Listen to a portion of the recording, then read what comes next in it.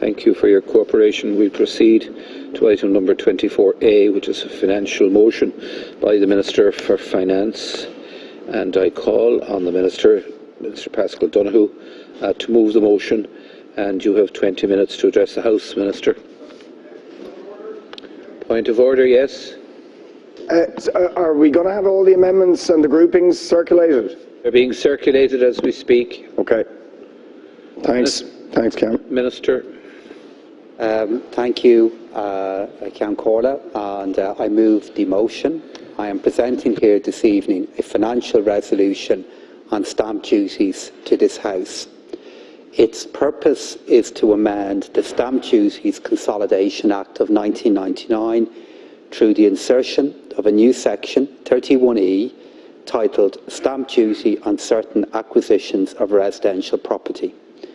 It does this by imposing a higher stamp duty charge on multiple purchases of residential units to take effect from midnight tonight.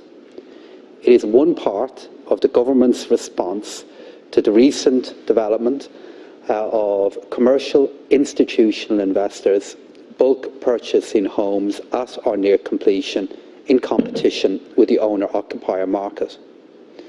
The other significant element is the Minister for Housing, Planning and Local Government's decision to issue new planning guidelines requiring that all houses, other than those already ring-fenced for social and affordable housing, will have to be made available for sale and for first occupation by separate individual households for a period of a year after completion. Minister O'Brien is dealing with this matter. These measures add to the government's broader commitment to improving supply of housing and affordability for first-time buyers, which has included to date bringing forward significant measures such as the Affordable Housing Bill and the Land Development Agency Bill. These measures stand as part of an overall housing strategy which provides the highest ever budget for housing in the history of our state of €3.3 billion to support the social housing needs of 28,500 additional households.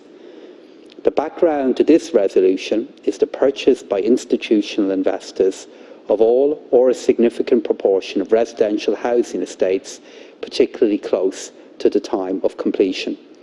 The new higher rate of stamp duty proposed in this resolution is intended to provide a significant disincentive to this practice of multiple purchase by investors of large parts or indeed whole housing estates before they reach the market, thus denying first-time buyers an opportunity to purchase a home. In summary, the legislation will introduce a new 10% rate of stamp duty to apply where a person purchases 10 or more houses within a 12-month period. It may apply to a single bulk purchase, but may also apply in cases where 10 or more houses are purchased across a number of different transactions in the 12-month period. Once the threshold of the 10th house is passed, the higher 10% rate will apply on all houses purchased in the period, including the first 9. A key objective of this proposal is to achieve a balance between addressing the issue of multiple purchases by institutional investors while at the same time ensuring that the supply of financing is not undermined, particularly for the construction of new apartment developments. It provides a specific exemption from this higher stamp duty rate for the multiple purchase of apartments at any time, whether, for example, the apartments are being bought at planning permission stage or at another stage in the future. The rationale for this is twofold. In order for apartment complexes to be built, it is necessary, in virtually all cases, for an institutional investor to commit through a binding contract to purchase all or some of a complex on completion. This is known as the forward purchase model, and it is usually entered into once planning permission has been obtained. The benefit of this approach is that it allows a developer to obtain the necessary funds through bank lending to finance the project. The financing would be unobtainable in the absence of this forward purchase contract, and therefore these apartments wouldn't be built. The Department of Housing, Planning and Local Government has indicated that institutional investors are only likely to commit to a forward purchase agreement if they can be certain that at a later stage they will be able to sell the same apartments. A key concern raised there, which I share, is that a 10% stamp duty levy would inhibit such a sale and again thus discourage such investors from participating in the financing of apartment complexes. This is an important exemption as, in its absence, there is a significant risk that developers would exit from the apartment building market, that projects would no longer be viable, and an important element of our future housing strategy would be lost. Research carried out by my own department indicates that the financing problem for own-door housing in traditional housing estates is much less significant. The household buyer market for houses is sufficiently deep, and this, combined with the flexibility to develop and sell in phases, reduces the risk premium on funding from traditional sources such as the pillar banks. Moreover, as this measure is specifically targeted to ensure a greater supply of houses are available for families and for individuals to live in, the application of this stamp duty charge to all large purchases of houses, including forward purchase agreements, is essential in delivering on its purpose.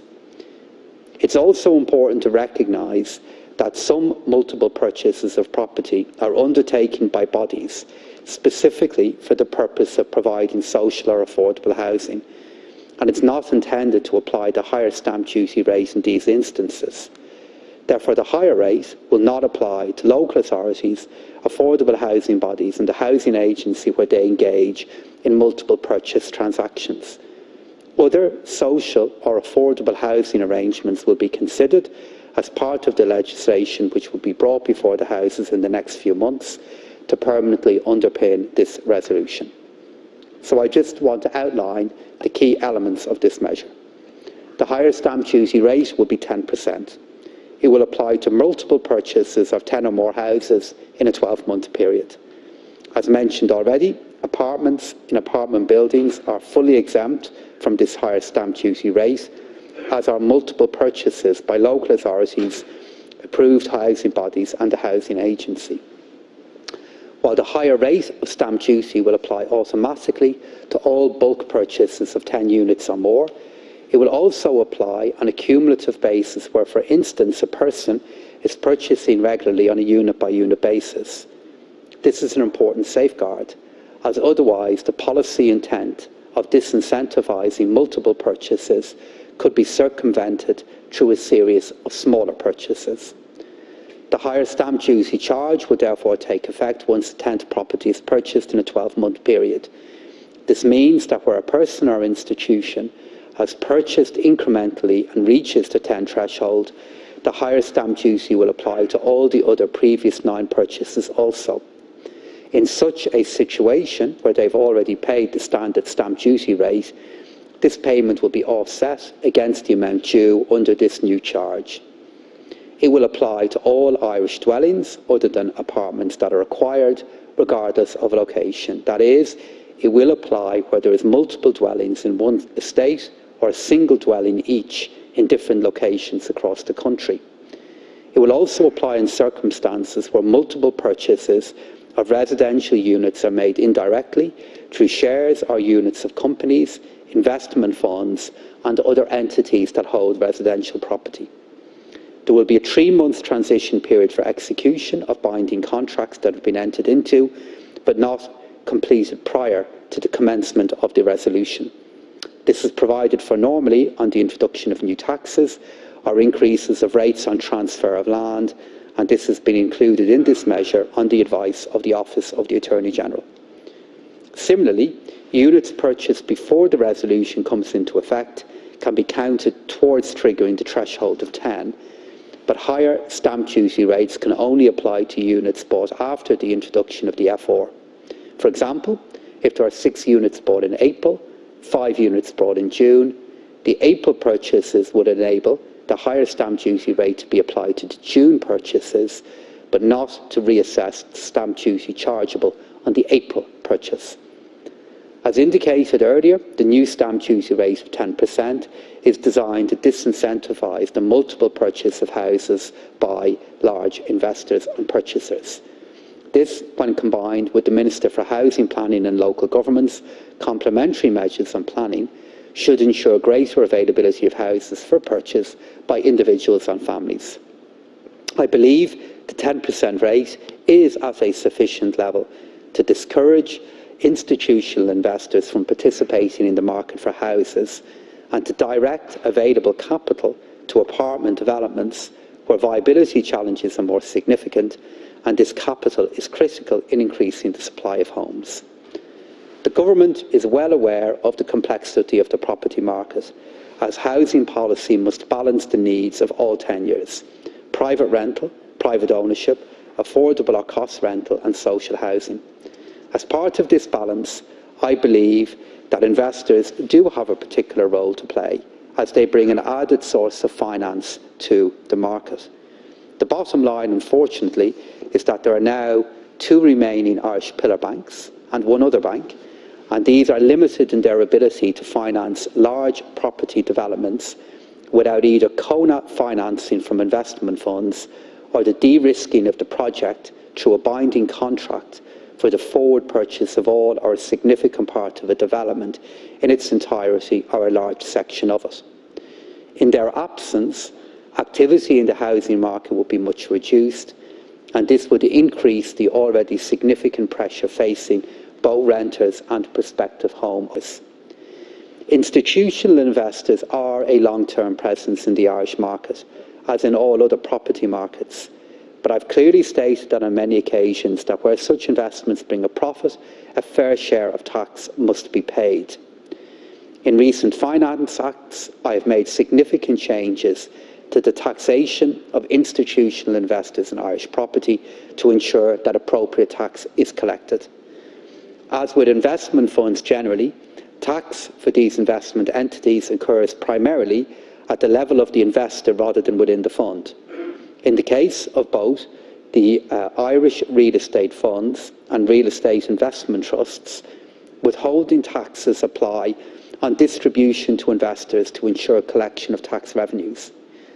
The tax treatment of these investment vehicles is kept under review, most recently in a 2019 analysis produced for the Tax Strategy Group.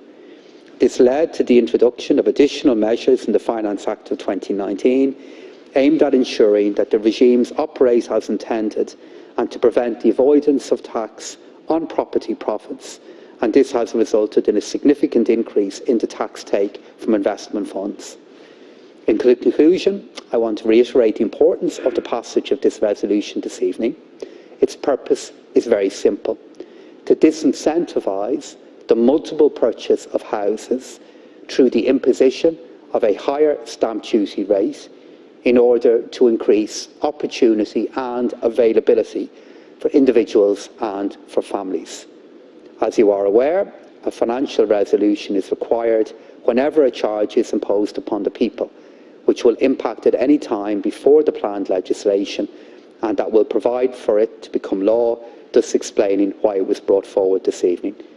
Ceann Comhairle to inform the House that I propose through legislation to place this resolution on a permanent footing in the next number of weeks. I hope the Government will support, I hope the House will support this resolution this evening. Thank you. Thank you very much, Minister. Now we move to Deputy Pearse Doherty. Deputy Pearse. Sorry, just a point of order briefly, Ceann. The amendments and what's ruled in and out of order, is there a list on all that? My understanding was that they were being circulated. We can arrange to have you. I've got the amendments, but not what's in and out of order, or what's going to be taken, or. Well, at the bottom, it's very simple and straightforward. 3 amendments are in order: 12, 13, and 14. All the others are not in order. So Deputy Doherty, who now has the floor, can in fact move his amendments 12, 13, and 14 if he so chooses. Ceann Comhairle, and those 3 amendments are in the name of myself and Ona Brennan and the Sinn Féin Party, and I want to move amendments 12, 13 and 14, which will deal with an appropriate level of stamp duty on these funds, which will ensure that it will apply to apartments along with other residential developments. And the third amendment is to ensure that the profits of these funds are also taxed and the sweetheart deals that the Minister still intends to leave in place for these funds come to an end. Minister, you come before the House today with a financial resolution to place a restriction on investment funds, and what happens? The share price of the funds go up. Now that's some trick, Minister, even for you. And the reality is that that has basically blown and exposed what is going on here. This is a Fine Gael, Fianna Fáil and Green Party government that has been desperate to try and find some answer to the public anger and outrage at what has been happening for many, many years in terms of deliberate policy by this government, who have locked generations out of the housing market, who have left other generations of renters paying extortionate rent, and young people's dream shattered of being able to own a home, particularly in this city and other cities and in the commuter belt. And what you have come up with here is the bare minimum, to try and suggest that you are now clamping down on funds, but not really. To try and take this House and the members in it in the opposition for fools. But we're not falling for it, and I don't think the public will fall for it either, Minister. And the share price rise says exactly what we all know, that this isn't real, that this won't deter investment, and indeed these investors now believe that they will be more profitable. You've set a rate at 10%. You've suggested that you want to stop these funds buying up houses in the market. If you genuinely wanted that to happen, then you would set the rate a lot higher. When this House in previous occasions decided that we wanted to stamp out a type of activity, we set punitive rates. An example being when bankers were paying out bonuses to chief executives after the crash. The public outrage forced the government at that time to bring in a surcharge on bankers' bonuses. The effect was the tax on those bonuses were 89%. It was about stopping it. It was about deterring it. Minister, you have brought forward a 10% stamp duty with so many loopholes in it you could drive a horse and cart to it. But even for those that it may apply to, 10% simply won't wash. And I would ask you to explain to the House how this rate will impact on residential property being bought up by these funds. Let's take an example. Let's take Maynooth, for example, where property was purchased on average at €400,000. This fund, who snapped up the 135 houses from under the noses of people who were saving for years for their deposit, would make a 5% yield if they charged the average rental charge in the state at $1,667. Now, if they have to pay this 10% stamp duty, this 8% more, their yield would drop from 5% to 4.5%. A drop in the ocean, Minister, at a time when international money can't find yields like that. When government bonds are being sold at negative interest rates, the impact of your measure here, if they were just to accept a drop in yield, would be 0.5 percentage point. Or what they could do is raise rents by 10%, or they could split the difference. The reality is this 10% charge isn't going to make the difference, and you damn well know it, and that's what it is designed to do, Minister. It is designed not to make the difference, but a semblance that you're suggesting that you're doing something about it. And how do I know with conviction that that is the case? Because 6 months ago, I put forward a proposal that we look at the area of a stamp duty surcharge on these funds. I've been telling you for years that these funds are squeezing out people who want to get on and own their own home, whether they be first-time buyers or other property owners.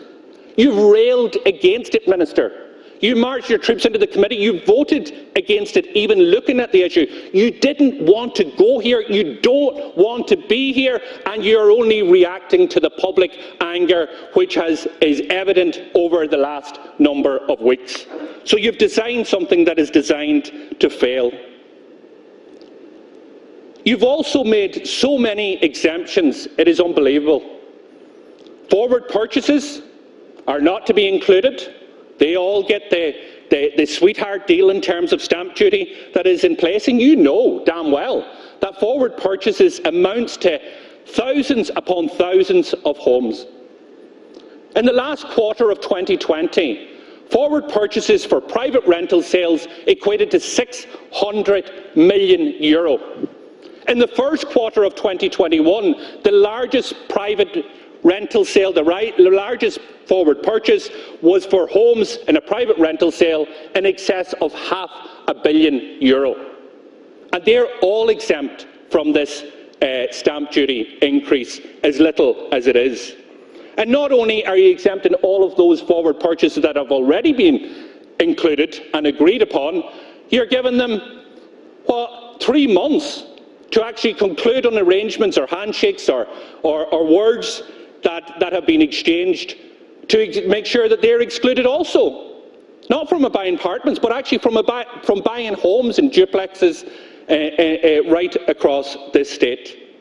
You made the claim here, and it's a bogus claim, and let me just nail this, that apartments wouldn't be built if it wasn't for forward purchase agreements. Well, riddle me this, Minister. How is the Marlet Property Group, one of the biggest developers, funding the development in the Grand Canal Harbour? You damn well know, it's through AIG. They have no forward purchase agreement. No forward purchase agreement for the 596 apartments that they're building in Grand Canal Harbour. It has been funded by AIG to the tune of €147 million. How is the Marlet Property Group funding St Clair's and Harold Cross? 220 apartments that are going to be completed in July of this year. There is no forward purchase agreement there. How do I know? Because this is part of something that only went on the market in March of this year. There is investors now interested, after the funding's been secured. Some of these apartments are going to be delivered in the next, completed in the next number of months. And investors are now just starting to bid in relation to forward purchasing, offering in excess of €1 billion for the entire portfolio of 2,000 apartments. That means an average cost in excess of €500,000 per apartment. And not one of them is going onto the market for anybody to buy in this city across the 6 regions. Not one of them. And not one of those units will be charged an additional cent of stamp duty as a result of your policy here tonight. And not one of those apartments is going to see their tenants having a reduced rent. And what they're doing as a result of this here is pushing up apartment prices right across the city and beyond. And don't take my word for it. Read the Savills report in terms of investors in Dublin for 2020. They make it very clear that private rental sales for apartment in Dublin is 23% above the market average for private rental sales. A premium price is being paid by these funds. And sure, why wouldn't they? You've created a structure that they can pay this amount of money. As we've seen last week in the Sunday Business Post, it's not just apartments. These funds are also outbidding approved housing bodies up to the tune of €80,000 per unit, pushing up house prices for everybody. And how do they do it? Because you have let them go tax-free. You've let them go tax-free. They'll easily absorb a 10% increase if it even applies to them, because they'll look at the lifetime of their investment. And what you're saying to them very clearly here today is that you will still have no rent to pay on, or no tax to pay on your rental income. So let's look at 2 of these funds. Let's look at IPUT. Have a look at their consolidated accounts, Minister. If it wasn't so serious, you'd have a good giggle. It says profits before tax, €101 million in rent. Profits after tax, €101 million. No tax. Shame on you, Minister. Shame on you. That's a commercial entity. But let's look at residential entity. Iris, one of the biggest landlords in this state, charging in some cases rents of over €2,000 in this city. They made €75 million in profit last year on their rental income, and they have not paid a penny corporation tax on that rental income. Any other structure, any other company who buys those property and has that rental income would be paying 25% corporation tax on their rental income.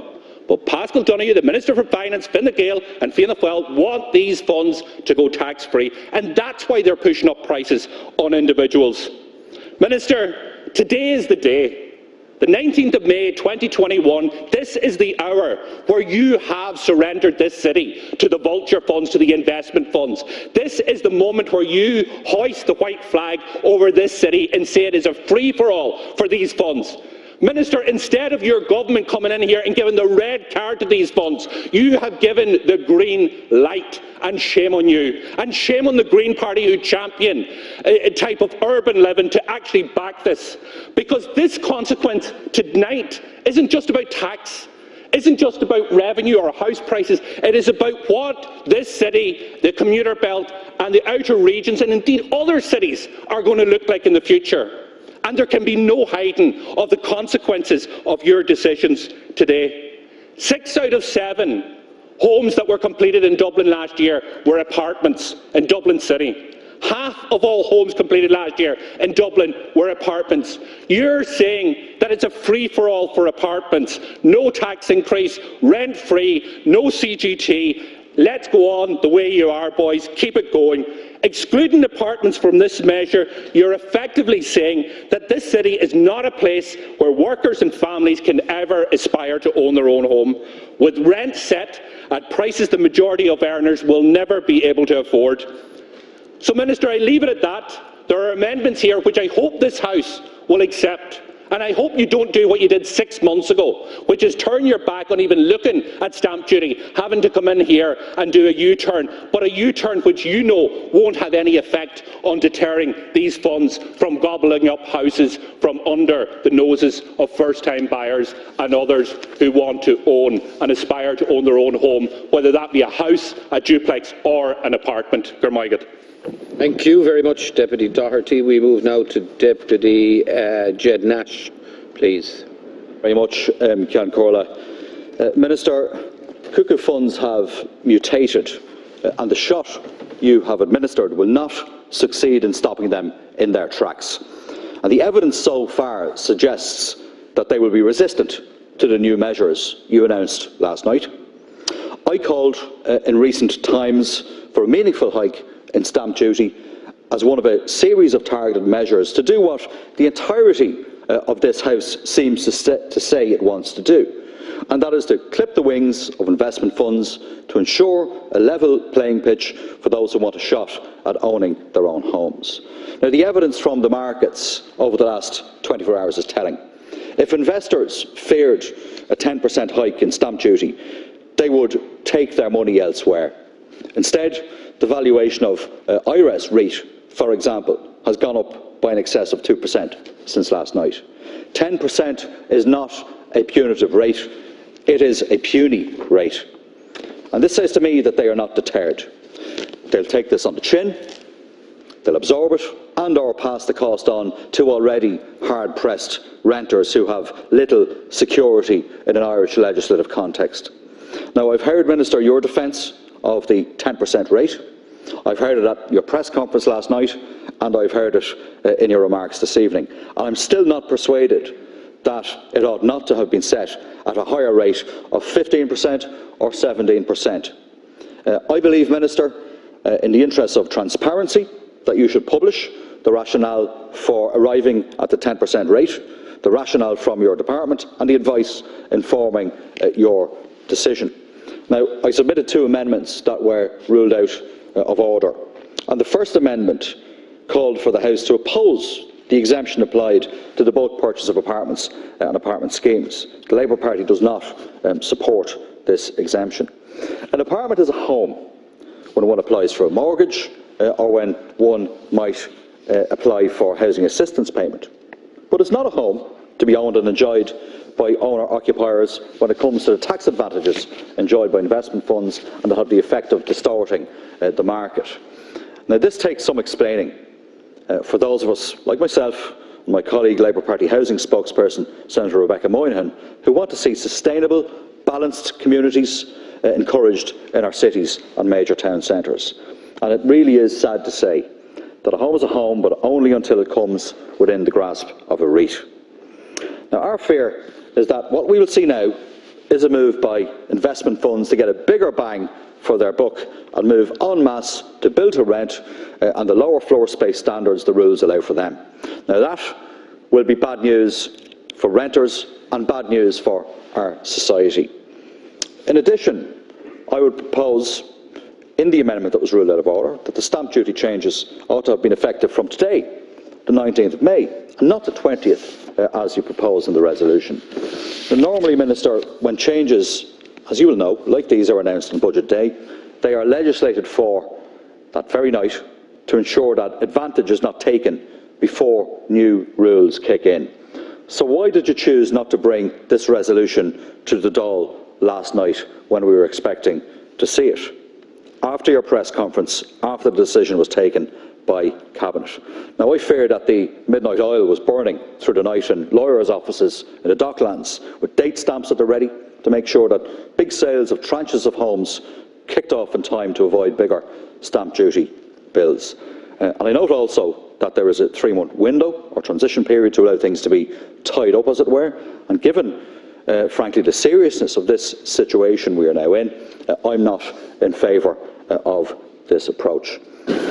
Minister, I think as well it will come as a surprise to first-time buyers who might have been beaten to the punch by an investment fund for them to learn that in the last 2 to 3 years, 4 REIT shareholders under the Immigrant Investor Programme have, by virtue of their investment in funds operating in Ireland, qualified for Irish residency. Now, this is confirmed to us in a PQ reply from the Minister for Justice. Now, I do not think that this will sit well with most citizens in light of what we know about the activities of some REITs and their impact on the Irish housing market for first-time buyers in particular. Now, in conclusion, Minister, in my view, we need a full review of the tax treatment of these funds. We know that they are not as commercial entities, famously captured for corporation tax and capital gains tax purposes. And we know as well, of course, that they do not pay USC and PRSI, how would they, on rental income, like the common or garden landlord. Now, the question is, are the advantages they enjoy a form of unfair state aid, and is that anti-competitive? In my view, that's a question that ought to be explored further by this House over the coming weeks and in advance of the legislation that you are committed to bringing in shortly to give ultimate effect and legal certainty and security to the measure that you're bringing in this evening. These measures ought to be explored in much more detail, because I can't find a persuasive argument as to why corporation tax and capital gains tax is not charged on the commercial activities of these organisations. I think everybody here fully understands, while they may not accept, but they fully understand and can compute the reasons why these structures were introduced a number of years ago. But the fact is that over the last 10 years, with 1 or 2 minor exceptions, the tax structures, the tax treatment of these particular funds have gone largely unamended. It is time to radically change your approach in regard to REITs, IRFs and other institutional investors in Irish property. The time to do it is now. And unfortunately, we cannot support this financial resolution because we do not believe that it goes far enough. Thank you, Deputy. And we can't support a position where apartment complexes and schemes are exempted. Thank you very much, Deputy Nash. Now, our next contributor, Deputy Cathal Crowe. Thank you, Concord. I'm glad to have the opportunity to speak on this draft financial resolution. So, like many people, I watched the primetime special a fortnight ago where we saw Peter Melrose and his fiancée, of a similar age to myself, standing outside Mullen Park, literally locked out, physically locked out and metaphorically locked out from the houses there. They had no opportunity to buy them. It's what they aspired to do. They aspire after marriage to have a family there, live there and settle down there. Isn't it what every young couple dreams of? But they were fully denied that because in came a cuckoo fund, bought out all the properties, and it was appalling. It made for shocking viewing. I think what happened in the days that followed, it became, I think, public knowledge that this practice was far more widespread. It hasn't happened thus far in my own county of Clare, but certainly it has caused huge concern and worry within constituents, young people in particular. So I think the resolution before us tonight is positive. It seeks to impose a stamp duty charge of 10% on the multiple purchase of 10 or more houses. We're now, today's the 19th of May, and as we transition from the month of May into June, I think we need to have a degree of flexibility still to this, Minister. If this isn't seen to be a sufficient enough deterrent, I think we should look at a higher rate, again, of stamp duty, and maybe lowering that threshold of 10 properties, maybe to 4 or 5, bring it down altogether, because I think, you know, there has been a space in the Irish property market at one point for investment funds. They brought a surge of capital in when there was very little, but certainly seeing them buy them up in one fell swoop, denying young first-time buyers the opportunity to own homes, is definitely the thing we want to discourage. The introduction of a higher stamp duty for bulk purchase of houses is aimed at discouraging this very practice where institutional investors buy up all homes that are close to completion or fully completed, thereby depriving the first-time buyers of their chance to own a home. The stamp duty, it should be said, is 10 times higher the normal rate of stamp duty applicable to residential properties, and it's 30% higher than the stamp duty that currently relates to commercial properties. It's going to add a significant cost in relation to purchasing, and it's hoped that this will be a deterrent. But as I said, Minister, if it's not sufficient, I think we need to up that and also lower the threshold of number of houses. The important thing is we ensure that home ownership, something that every young couple strives for, becomes a possibility and remains a priority for government. I want to conclude by just saying a final few things. There was another expose relating to properties this week undertaken by Clare FM in my own county, and they looked at the whole rental pressure zones and the disparity that exists in different parts of the county in terms of what people are paying in rent and in terms of what the thresholds are set by the Housing Department for rental pressure zones. There's huge anomalies. At the moment, the current criteria used by government is electoral divisions, and that, as you probably well know, as a TD in your own constituency, doesn't fully reflect the makeup of what a locality is.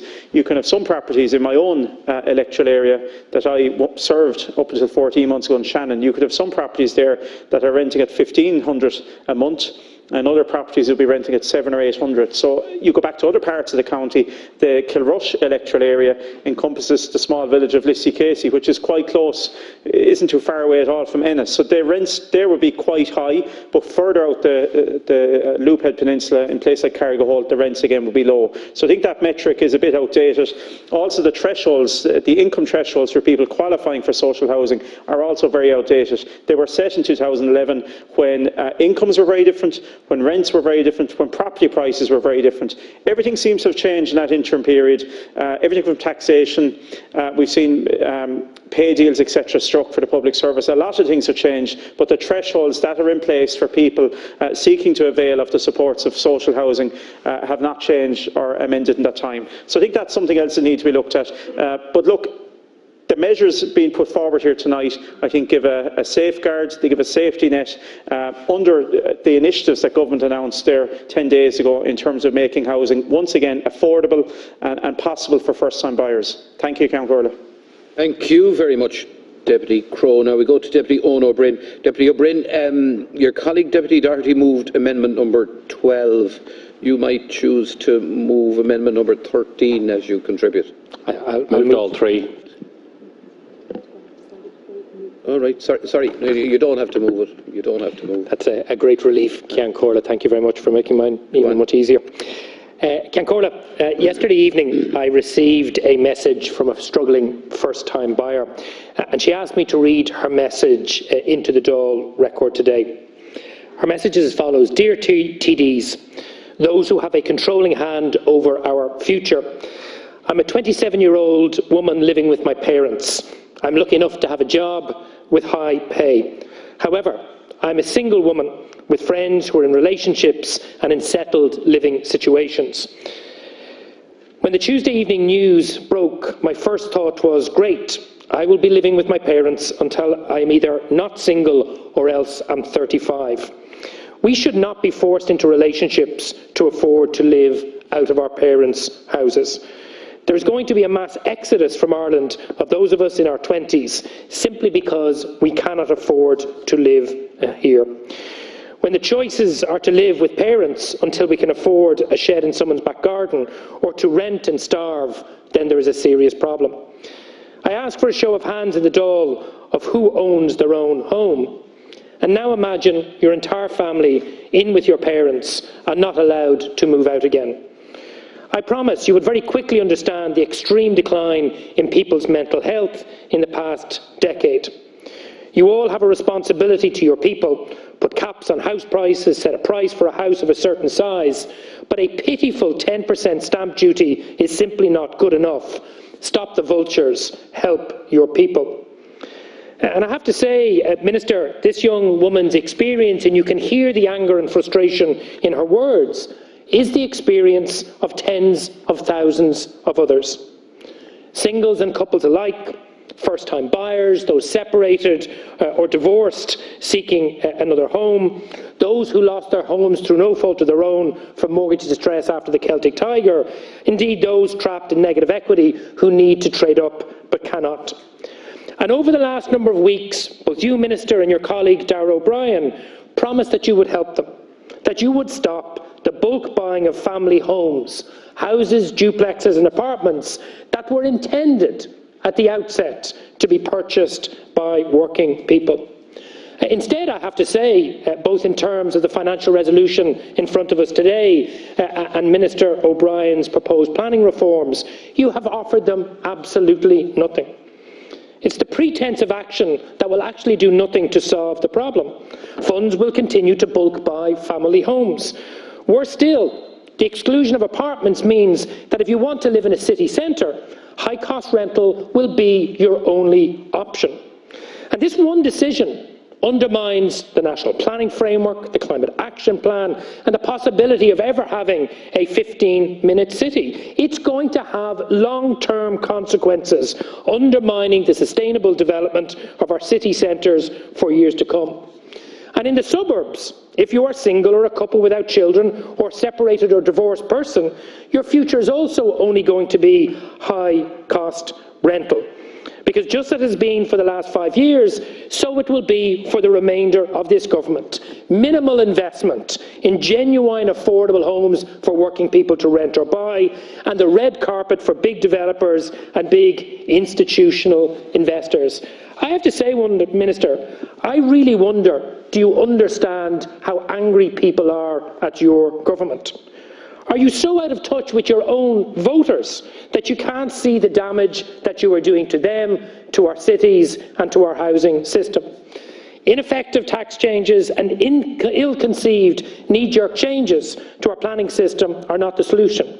People need affordable homes to rent and to buy, not in their tens, not in their hundreds, in their thousands, Minister. I have to say, last night Fianna Fáil and Fine Gael and indeed the Green Party made it crystal clear that that is only going to happen with a change of government led by a party that's genuinely committed to delivering the thousands of affordable homes to rent and buy that working people desperately need and so rightly deserve. Thank you, Ceann Comhairle. Thank you, Deputy O'Brien. We proceed now to hear Deputy Roisin Shortall, please. Thanks, Ceann Comhairle. Earlier today, Minister, you said the purpose of these measures was to protect family-type homes. I think that was a telling remark. Clearly, this government doesn't believe families live in apartments. Apartments are for students and for renters, but not for families, it seems. So they are not protected. They are left to the vultures. This may come as news to you, Minister, but the majority of planning permissions that were granted last year were for apartments. 26,000 versus 18,000 for houses. In fact, last year was the second year in a row that planning permissions declined for houses. So this is a phenomenon that predates COVID. If you strip out the one-off housing and social homes from the approximately 44,000 planning permissions that were granted last year, cuckoo funds will be free to feast on 75% of what remains. Is this what you call protection, Minister? Slapping on an ineffective 10% stamp duty increase on the bulk purchase of 25% of available units. Is it any wonder the share price of IRA's REIT increased this morning after your measures were announced? There is a crisis in housing, and this government just doesn't seem to get it. It doesn't want to get it. You have abandoned Dublin, Minister, the location of 75% of planning permissions for apartments, and the Mid-East, which comprise a further 14%.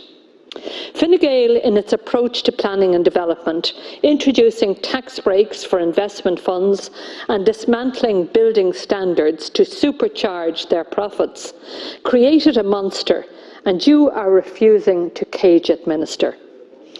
We have build-to-rent monstrosities going up all over Dublin and other urban areas, which will never be available to buy. Nobody would want to live in them long-term anyway, because building standards were shredded by your ex-colleague, Owen Murphy, in 2018.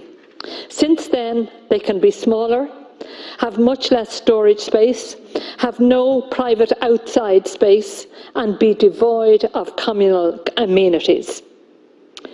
As a result of your housing policies, these apartments are cheaper to build, more expensive to rent, and impossible to buy. And I think that's a neat summation of this government's housing policy. One such monstrosity was granted planning, despite including single-aspect, north-facing studios the size of car parking spaces. Is that the future you want for people in urban areas, Minister, many of whom are now working from home and living and working in substandard apartments and paying extortionate rent every month for the privilege? Our housing market is broken. The only people it works for are the vultures and the cuckoo funds, and nothing in these measures will change that. What we need are mixed developments that people want to live in long term.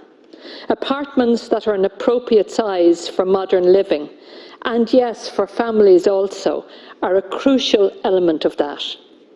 If you really wanted to tackle this problem, you would do something about rents. High rents and high yields, along with the tax breaks, are why these funds are swarming on Irish property at the moment. Minister, do you know what the average rent in Kildare is? The county that apparently woke you up to the damage being caused by these funds. It's €1,495 per month. Now, do you know what cuckoo funds are demanding in rent for a two-bed home in a new estate in Maynooth? It's €1,995. They want nearly €2,000 per month in rent, despite the fact that the sale price of those homes is cheaper than the average sale price in the county, €270,000 versus €292,000.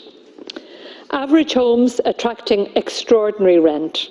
This is the nub of the problem. There is no cap on rents for new builds at all.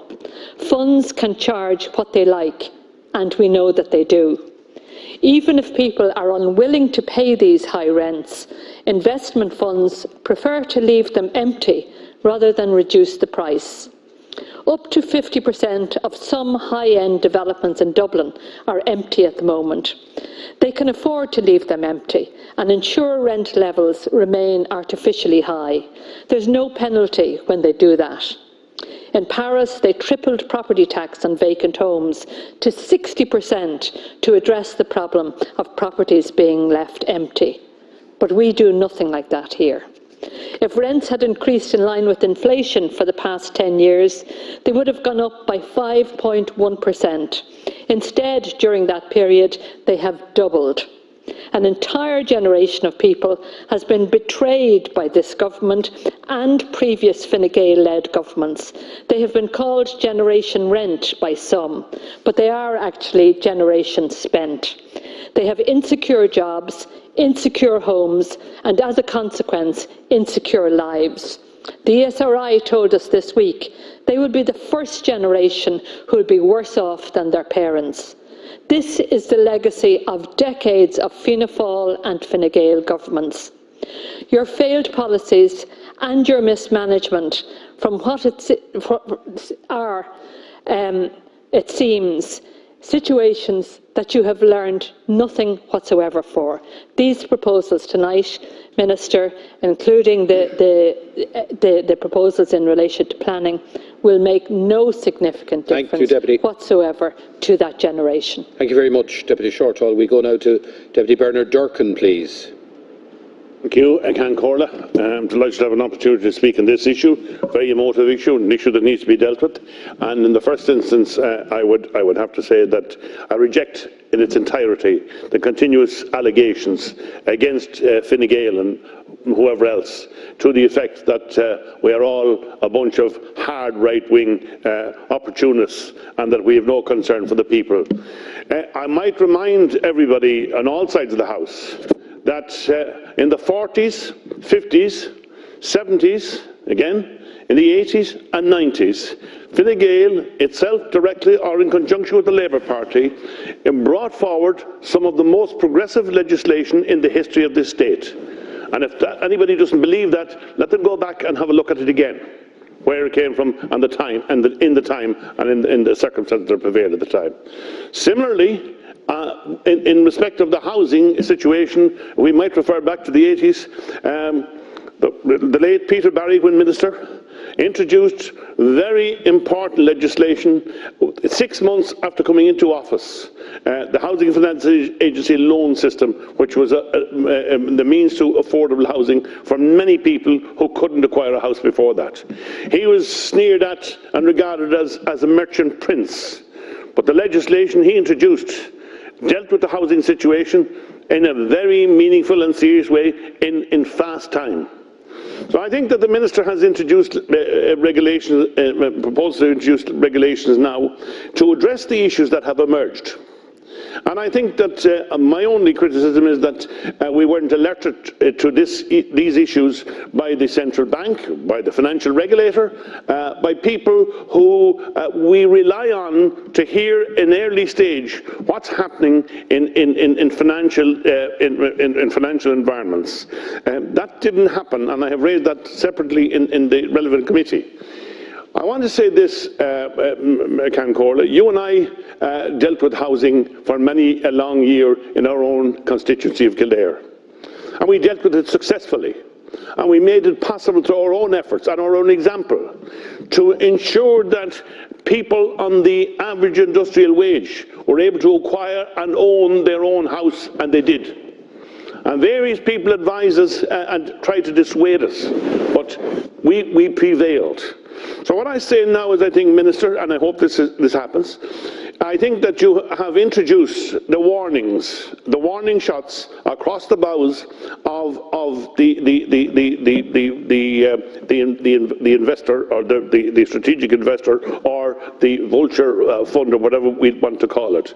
I think that anybody who intervenes in the provision of housing and the supply of housing at the present time in a way that will in any way increase the price of the product or restrict the availability of the product to the market, I think it is not in the national interest. And let's remember this, that affordable housing is part of our taxation system. It has always been that way. So it was always necessary to ensure that there was a supply of houses available to people who wish to own their own house.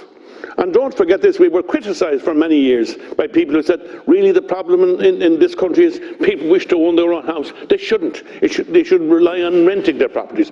All rubbish, Cancorla, and you and I well know that. So security is what follows people, and it's a part of what they think about all the time. That when they go to purchase a house or rent a house or whatever, the first thing they look for is security. So why do they want to buy their house? For security reasons. Then they are not at any landlord's behest. They can't be kicked in or out of the house at somebody else's whim, and they're entitled to that. Under our constitution, they're entitled to that, and long may that continue.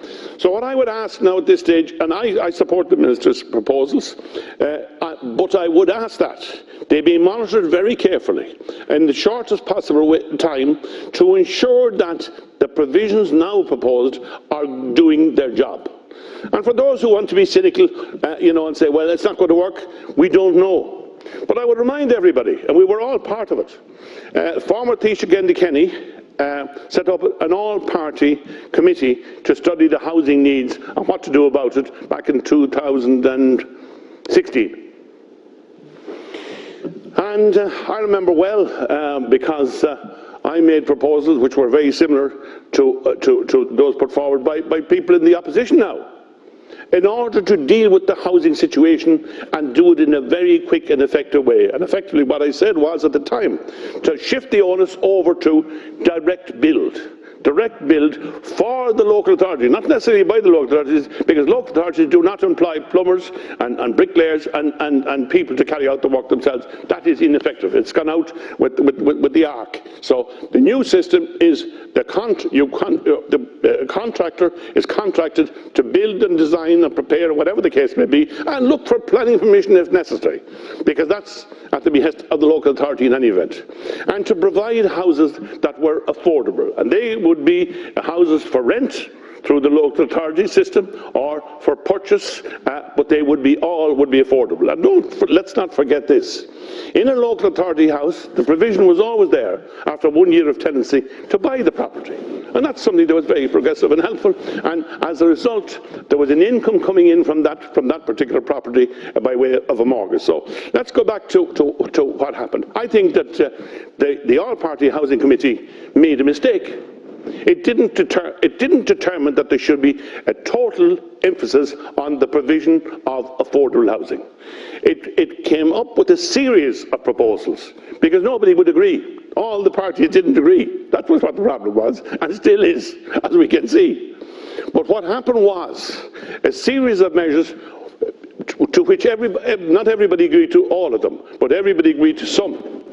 And the problem is that we have since pursued that policy, and we're pursuing it to this day, and will. And my view on that is this: as long as we have too many options available, each does a little bit, ultimately one or other will in fact conflict with the other, and will cause confusion, and will cause the creation of obstacles, and we will end up in a situation whereby each will succeed a little way. But the final analysis, we will not reach our targets. So I would say, Minister, I agree with the measures you've taken. Various people will dispute whether they're severe enough or not to do the job that is required. I honestly don't know. But we will need to know fairly soon. And if these particular measures do not do the job expected, well then we have to go back again. The next point I want to refer to is that I think the people have a right, to at some stage, to know that we all have to think about their interests. Not much sense in thinking about our own interests. We have to think about their interests, and we have to be seen to respond to their needs as their needs arise. And I get emails like everybody else does from time to time, and some saying, I speak strangely for a member of Fine Gael. Well, I don't. I've spoken like this all my life. I can't Corla, as you well know. And the fact of the matter is this, and you did too. The fact of the matter is this: We never spoke in a way that was adversely disposed to our electorate. And that means all of the electorate who are entitled to live have a constitutional right to have the benefits of our constitution at all times in their way of life and in the provision of homes, in the provision of jobs and the provision of infrastructure. Housing is a vital part of our infrastructure. And we need to invest more in it, and we need to deal with the issue now. And the last point I want to make is simply this. I think that one of the mistakes that the Housing Committee, or Party Housing Committee, made then, is that it didn't identify the size of the problem ahead of us. And I'm not certain that we have done that just yet. Because one thing that I worry about is this, that, you know, we're told we have to build 35,000 houses. I think we need to build 55,000 houses for each of the next 2 or 3 years, and maybe more. Because if we look at our own individual local authorities, we find that the number on the waiting list is going up. The number on the waiting list is going up, and that shouldn't be. And I know we have had the onset of COVID, and I know that's interrupted, and we had obviously the financial crash, the housing crash, and so on. But we have to get out of the situation we have found ourselves in at some stage.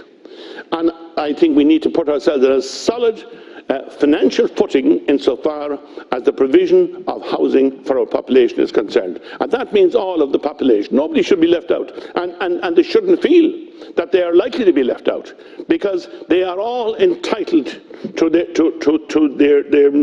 best that can be given under our Constitution. So let me finish off by simply saying I've already tried this, as I've said before in the House, and I know that other members of our county have done the same thing and have proven that houses could be produced at a fraction of the cost that they were on the market at the same time, in the middle of the Celtic Tiger. And if that could be done, then it can still be done. So we have to set about finding the ways and means to do it. And as I said at the beginning, I hope that this is sufficient now. If it isn't, these measures are not sufficient now, and the Minister knows this quite well, we've discussed it many times, then we have to move again. But we do have to do one thing. We have to make it quite clear that no government could come at the behest of powerful financial organisations who can move the deck chairs around from under the people sitting on them. And we should not ever tolerate that. And we must, with full resolve, go forward, resolve to provide more houses than we have targeted for, as necessary, in order to meet the full extent of the demand. Thank you, Cancorla. Thank you very much, Deputy Durkan. Now we go to Deputy Denise Mitchell. Deputy Mitchell, you have 5 minutes. Minister, does this financial motion that you've speedily introduced tonight represent progress? Yes, it does. Does it go far enough? No, it doesn't. Were you and your government dragged kicking and screaming by ourselves and other opposition parties and the public into making these changes? Yes, you were.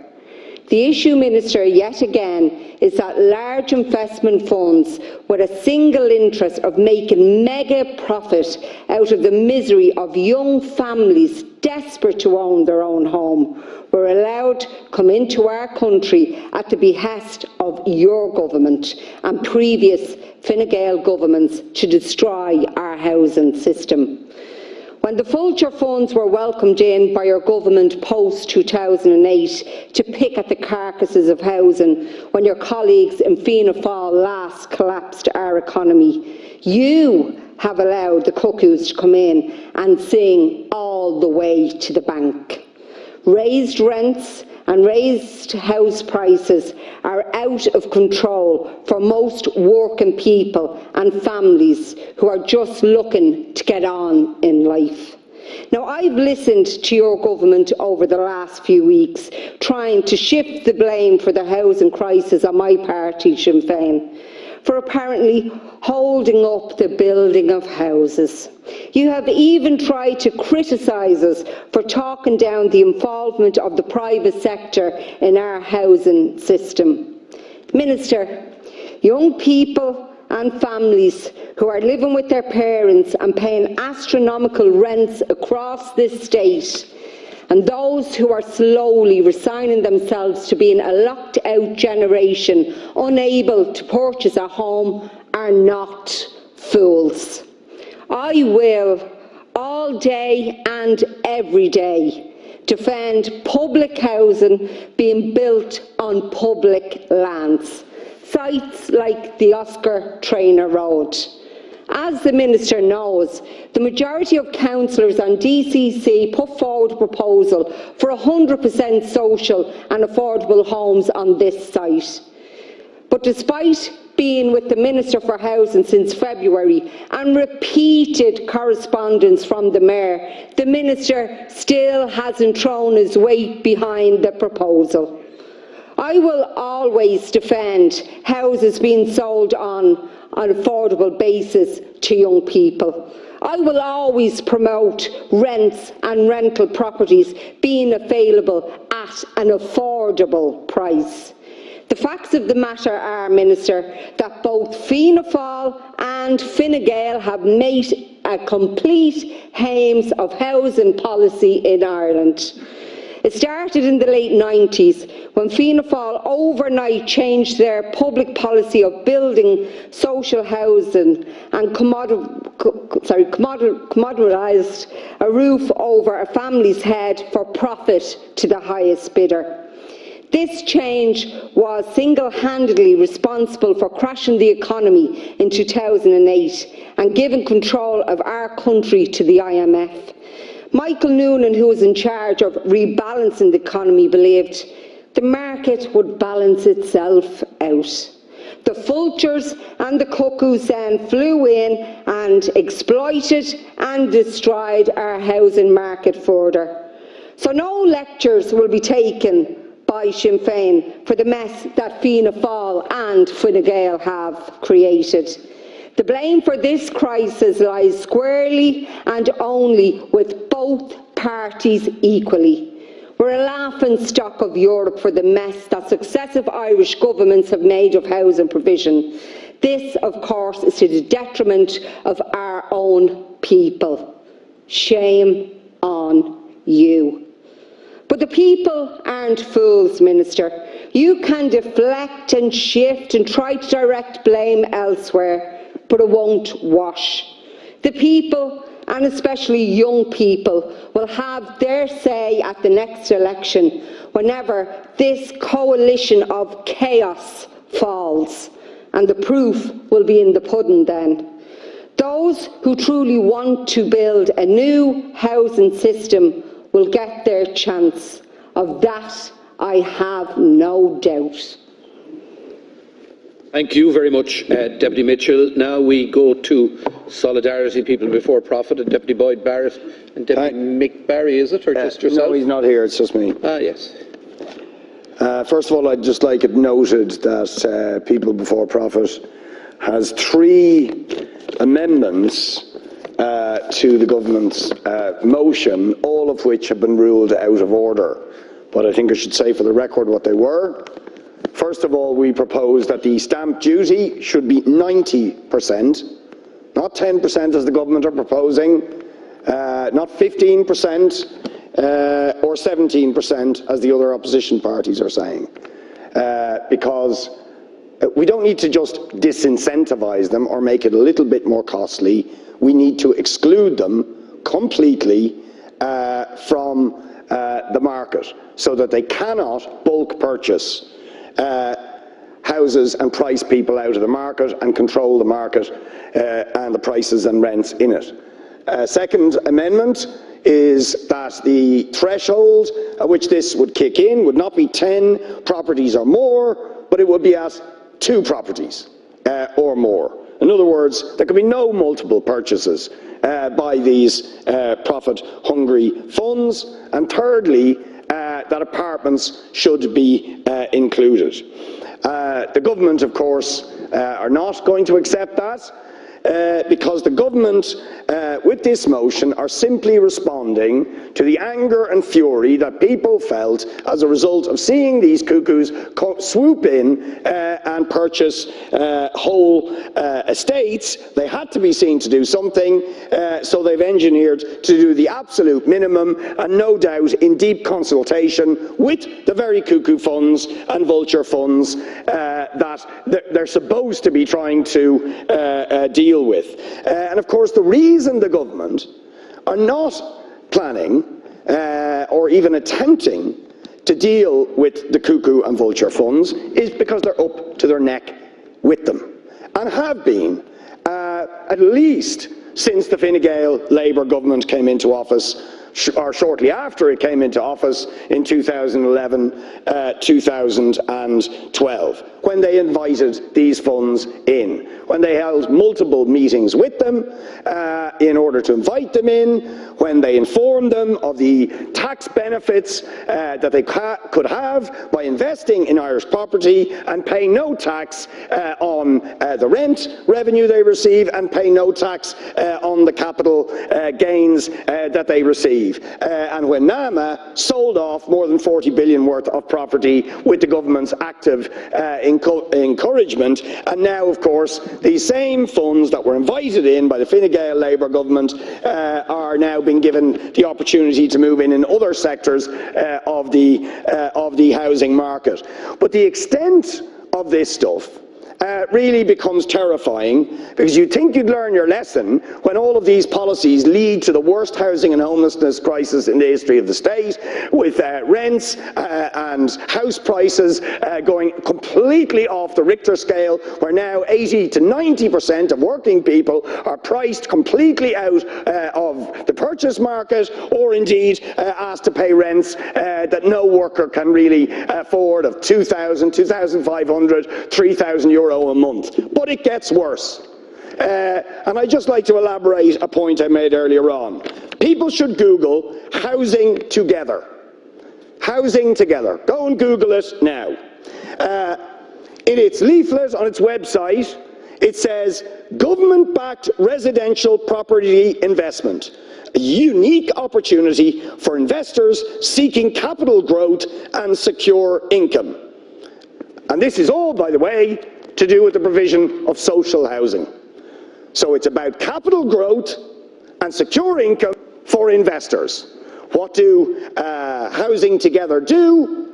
They bought up so far €50 million worth of property, and they lease it to local authorities at extortionate rates.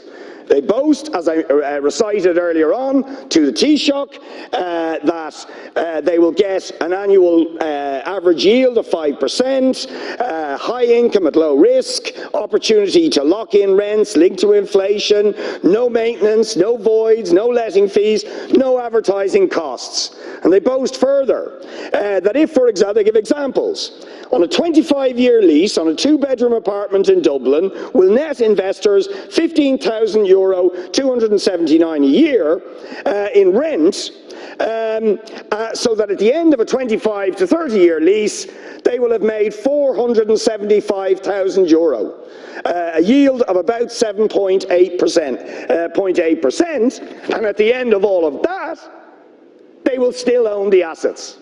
So the state will have paid through the nose.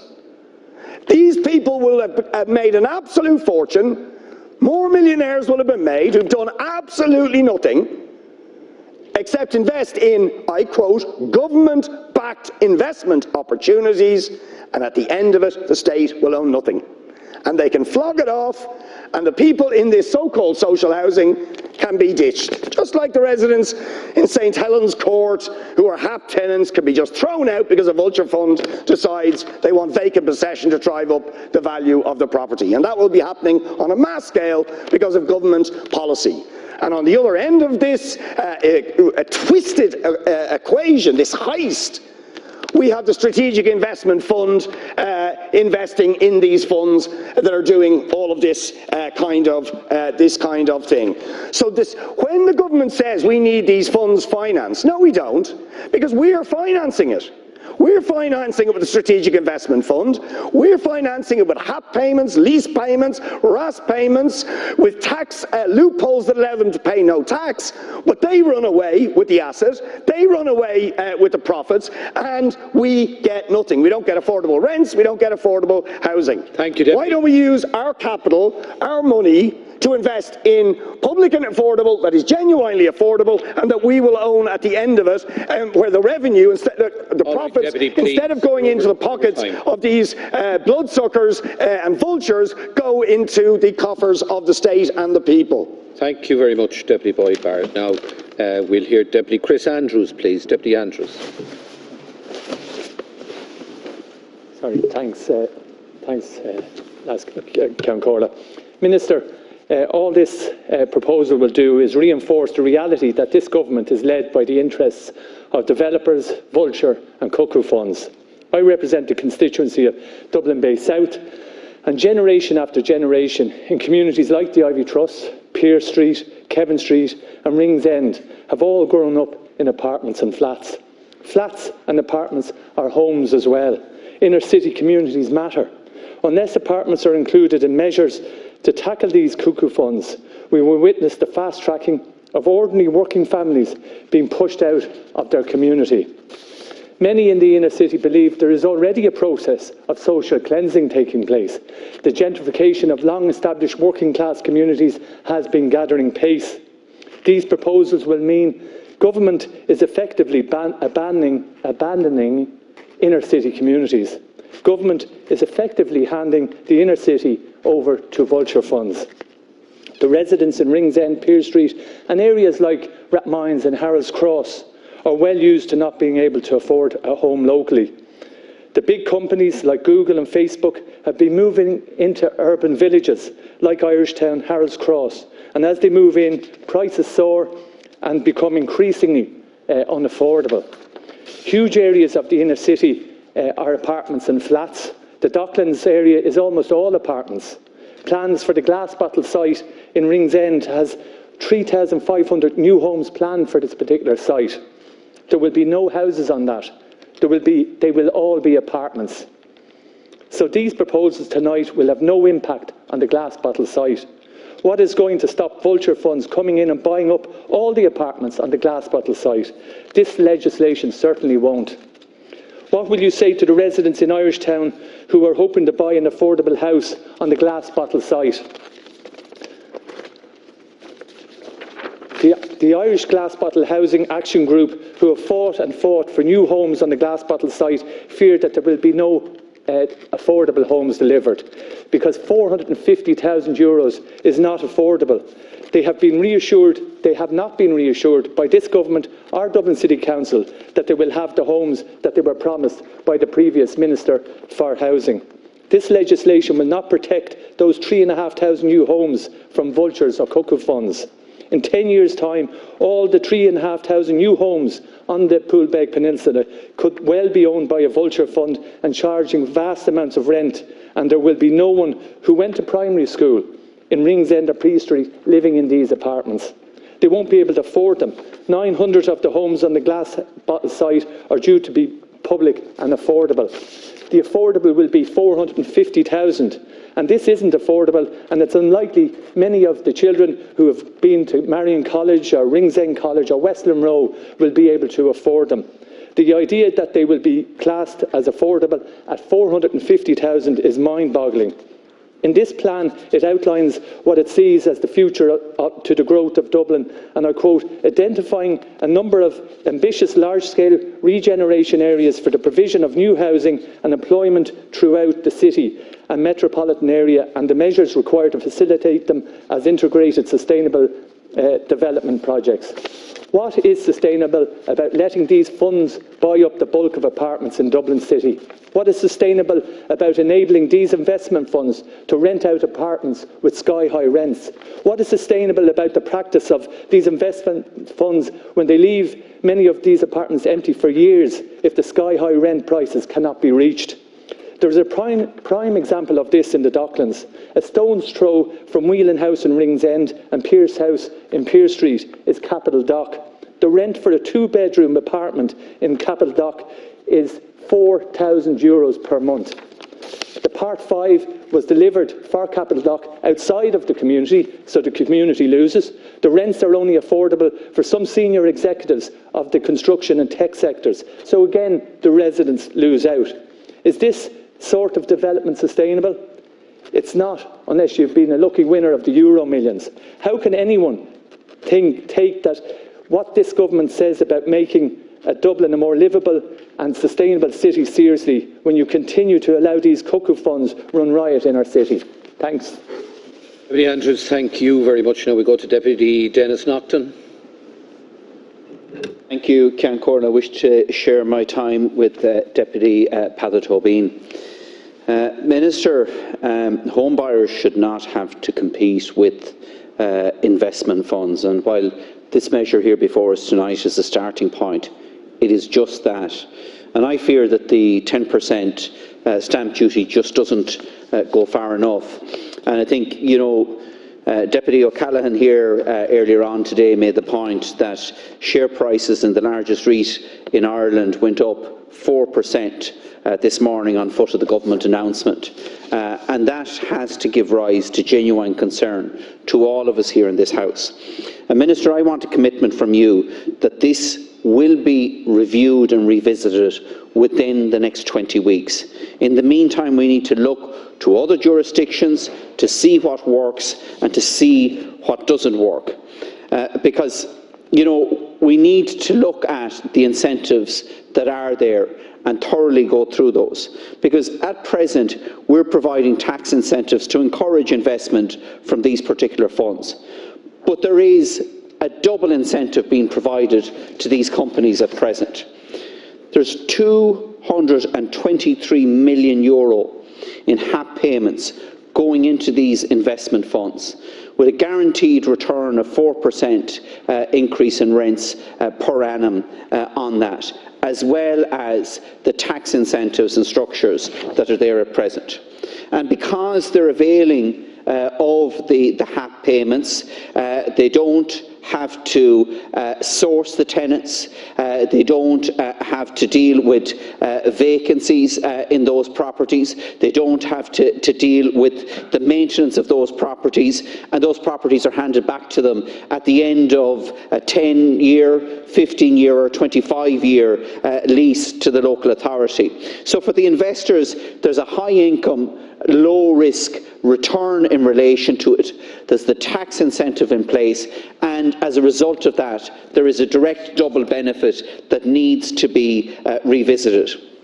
And at the same time, we aren't seeing a reduction in the price of rental accommodation here in this city. If you go to daft.ie or myhome.ie today, an apartment in the Dublin suburbs is costing a minimum of €2,000 a month for a one-bedroom apartment and €2,500 for a two-bedroom apartment. These are not affordable rents, and this really needs to be addressed. And what I find frustrating, and this is a point, Minister, that I've taken up with you before, is the fact that, we provide security of tenure here in this country for cows in fields, but we're not doing it for children in rented homes. In the 1990s, we had, and up to the 1990s, we had a model of leasing farmland in this country which was leased on an 11-month basis. And farmers couldn't plan for a future beyond that 11-month lease. The government of the day took a decision to bring in a tax allowance to incentivise farmers to lease their lands on a long-term basis, on a minimum of a 5-year basis. Additional incentives were subsequently introduced to allow for 10-year leases and even 15-year leases. As a result of that, today, over half of the land in this country that is leased out on a long-term basis, and it provides security to the farmer that's actually actively farming the land. And while we're prepared to put those structures in place for farmers, for the management of cattle and farmland, we have failed to do anything in terms of security of tenure on a long-term basis for people in rental accommodation in terms of the amount of rent they pay or the term of that lease. And I believe, Minister, as a very minimum condition of the incentives that are there for these organisations at the moment, where they're buying up apartment blocks across this country, that they should guarantee fixed rents and security of tenure for those tenants over the term of the incentives that are there. And this would encourage the development of a long-term leasing approach in this country, which is far more sensible. It's more along the lines of the European model, and at least will provide some security to families who cannot afford to source a house of their own. And, you know, one of the biggest problems, Minister, that we have in this country in terms of families that are finding themselves homeless is the fact of the churning of accommodation, where they end up that the lease of the rental accommodation elapses and then trying to find alternative accommodation. Such a model would help to address that. Thank you. Deputy Tobin.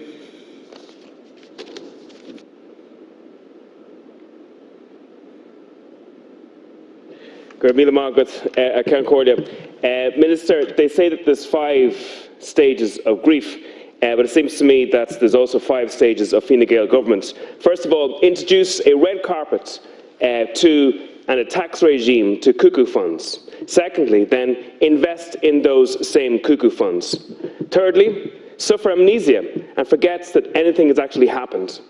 The 4th stage is take a political wobble as you see your support in a key target voting market being wiped out.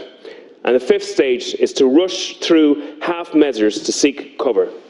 And by God, there is a locked out generation happening in this country at the moment. This is probably the first time in hundreds of years that you have a complete generation that is economically worse off than the generation that has gone before. For hundreds of years, each generation improved economically, and that's reversing for the first time now. And the situation hasn't happened by accident. The dysfunction that is existing in the market has happened directly as a result of Fine Gael policies. I've had this discussion with yourself numerous times, and I also had a discussion with your predecessor, Michael Noonan. The red carpet was rolled out for vulture funds and REITs. The playing field was tilted in favour of big international investors in an effort to literally put the floor on the prices in the housing market and to improve the balance sheets of the banks in this country. But the problem is that it's ended up at this stage in creating a new tenant class, a tenant class that hasn't been seen since the time of the landlords minister. And the truth of the matter is, unless you reverse those competitive advantages that each of those international investors have with families who are seeking to put a roof over the heads of their children, this situation is going to continue. Now, the questions I have to ask with regards to this is, what level of economic modelling have you done as a minister to indicate what results will come in the markets from an increase in the stamp duty that's included in this financial resolution? Have you done any economic modelling whatsoever? Because this could go a number of ways. First of all, those same international investors could have a yield significantly big enough to be able to deal with the increase in stamp duty. This could have no effect at all whatsoever in their purchasing decisions. Their business model may not change as a result of this. Or what could happen is that they could still purchase those same units and pass the cost change on to the renter, as what often happens when stamp duties increase in markets. So I'd like to, if you'd answer that in your closing remarks, Minister, what economic modelling has been done with regards to this increase in stamp duty? Thank you very much, Deputy. Now we go to the Rural Independent Group, where Deputy Matthew McGrath is sharing with Deputy Danny Healy-Rae. I too am delighted to be able to say a few words on this rushed motion here tonight, and legislation rather. And I do honestly think that we're closing the gate, and the stable door long after the horses bolted. The horses have been dancing around the Curragh, and we saw before the financial crisis the people who were visiting the tents and who were playing the golf and at the race courses and minding the horses, and we saw where that got us. So look, we invited these people in, and I would accept that, first of all, there was a number of problems. At the time, we couldn't get money here. Our banks were broke, supposed to be. We painfully bailed them out, are bailing them out, will be bailing them out, and our grandchildren will be. But to have this, what's going on here now, unabated, is shocking. Now, I don't want to go on to demonise every builder, every developer, because we need people to build houses for people to live in. But it has to be value for money, and it has to be affordable, and the builder has to make a small profit, most decent builders. But this carry on with these cocoa funds, the vulture funds, and I remember Minister Michael Noonan here telling us that the vulture funds were necessary. We've been told that these cocoa funds are necessary as well. But how necessary are they? Because we did need them at the time, but we got back on the road, and we should be able to build the houses ourselves without having these funds making profit. Share prices were up this morning, actually. You think this legislation is going to work? Share prices, and some of the companies involved, were actually up by 2% this morning. So they're laughing all the way to the bank, literally, and it's purely a very serious situation when they can twiddle the government around, successive governments, twiddle them around on their little finger, the Leudine, twist them around, throw them around, and we're ineffective. Because we're ineffective with the banks, with the legislation, we're ineffective with the meat bans, we're ineffective with the insurance companies, we're ineffective with anything that affects, everything that affects our people. The sovereign right to live out their life and with some modicum of decency, or some modicum of housing and liberties and living. We saw all those diminished so much in the last 13 months. Diminished completely. And they're going to diminish them again next week or the week after with another motion to go through here. We're at the behest. We obey Europe and obey the international funders and everything else, but our own people defend them? No. I don't know how the people are so slow to see what's going on, and that they haven't them all pulled and thrown out of government, because it's Tweedledum or Tweedledee. We had the last government backed up by Minister now Taoiseach Martin with the confidence and supply, and he's denying it now. He was in there blaming each other back and forward. But now the Dáil mixture includes the Greens. They won't let us cut a kipping. They won't let us do anything. And the prices of building is going up, so we can't see the problem. So, it's very, very bizarre. It's very strange. But the system in this country is ineffective and unable to deal with any of these funds or any of these vulture funds. We see the terror that's going on in the courts and with the evictions, even through the pandemic, and it's still going on. And waiting now to back up, and farm families now being put up, or farm land being put up, and family homes overnight on a website, sold maybe in 2 hours, without the farmer even knowing. What did Dan Breen, Sean Tracy, Michael Collins, what did they all fight for? Pat Crow, what did they all stand ahead beg for? For this? No, I say no, and I think I can't support this. Thank you very much. Thank you, Deputy McGrath. Deputy Healy-Rae. Thank you very mumuch, Sean Corley. And first of all, I've heard so much about the cuckoo here inside, and it is a grand thing to hear the cuckoo under Mangatron Mountain or along the Route River, and I think it was very wrong to give these funds that name, such a lovely bird that comes to our shores every year. It is grand to listen to it, because the ding-dong that's going on here with the last 4 or 5 years about housing. It's clear, Minister, that he had to tackle the investment funds and level the playing pitch, or try to level the playing pitch anyway, because it was very wrong to see young couples competing against these massive investment funds to put a roof over their own heads and to be blown out of it by these people then that are being incentivised by government. That incentivization will have to stop. And you see, there's other things we need to do to help young couples up and down the country, in Kerry and indeed every other county. And we have a regulator going around dezoning land now at the present time in all our counties. And he's insisting, and even dezoning established land. And then we have another scenario where it finishes up that in each settlement you've only one square of land zoned, and that developer then has a monopoly and can charge the massive amount or whatever he wants to charge in, or she or whoever it is, when they have a monopoly. I say to you, zone enough land and let there be competition, or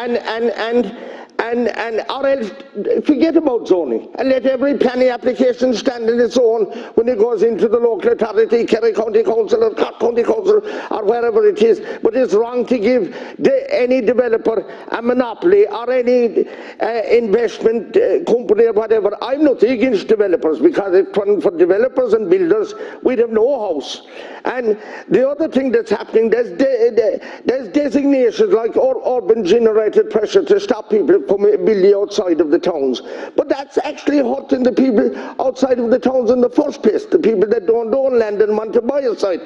They're stopped from buying a site, the same as the people coming out and denied the chance of building in their own area. It's very wrong.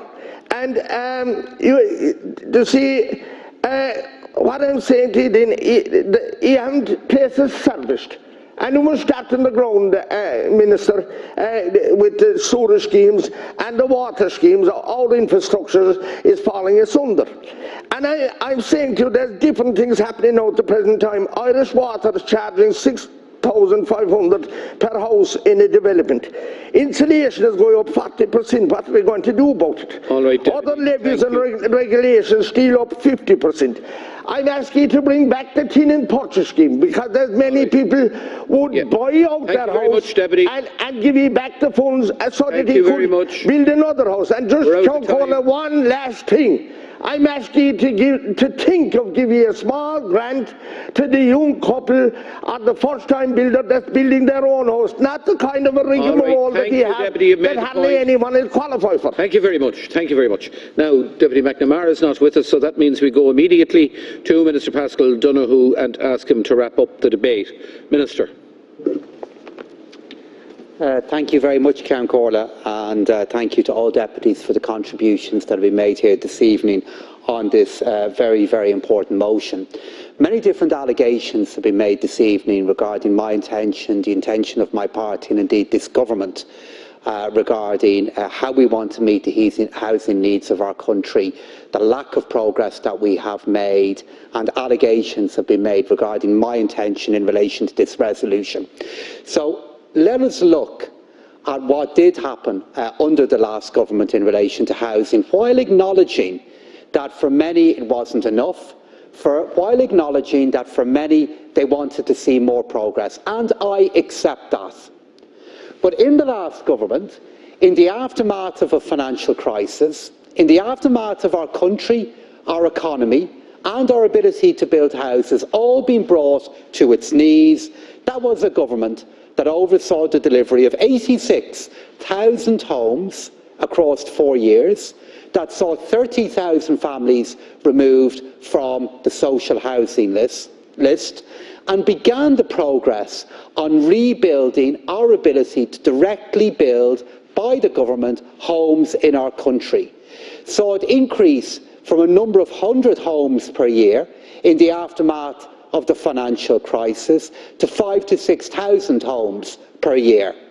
And I couch all that, and I make this point that while for acknowledging and again accepting that for too many the rent they're paying is too high, that for too many the promise of being able to own their own home is still out of reach.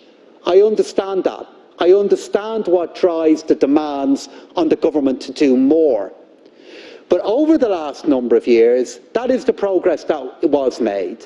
That is the number of homes that were built, the number of families, the number of our fellow citizens that were taking off waiting lists for houses. And that is progress that this government is determined to build upon. True, over €3 billion worth of investment in either directly building homes or enabling them to be built. True the fact that for 2021, probably for 2020, the largest single builder of homes within our country, probably the largest single purchaser of homes within our country, was the state. doing so in its efforts to respond back to the needs, to the issues that are motivating the contributions of most deputies here this evening. And I think for many who are looking in at this debate and who are looking in at what can this House offer, what can the opposition offer to respond back to the issues, to the urgency, to the anxiety that I know is there, I think they'll probably be deeply confused by what we hear from the opposition here this evening. They're against anybody who wants to build homes in any scale. They've been against any bank who wants to lend to us.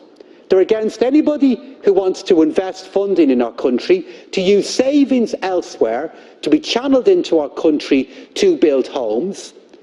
So the question is, how will they build the homes? Where will they come from? And it is a relevant question, because I listened to Deputy Doherty and I listened to his contribution in particular. How can I reconcile what I hear from Deputy Doherty with the fact that in the city that he speaks about, the city I've the great privilege of representing the city centre of, every time any land becomes available to be rezoned, to allow homes to be built, his party votes against it. Areas of light industrial use, 10, 11, 12 different zones on which public housing could be built on private land, Sinn Féin votes against it. And then what they will say in response to the argument that I make, if they accept my ability to put an argument forward, most of the time they don't, is they'll say, well, the government should do it. Yes, the government should build. That is why we have a budget this year of €3 billion. That is why the government is building 5,000, 6,000 homes, either indirectly through approved housing bodies or directly through local authorities. But any time the government looks to do more, through the Land Development Agency, through the affordable housing bill that has been brought forward by the government, Sinn Féin will vote against it. So on one hand they want the government to do more, but on the other hand, when the government brings forward measures aiming to do more, they're rejected by Sinn Féin.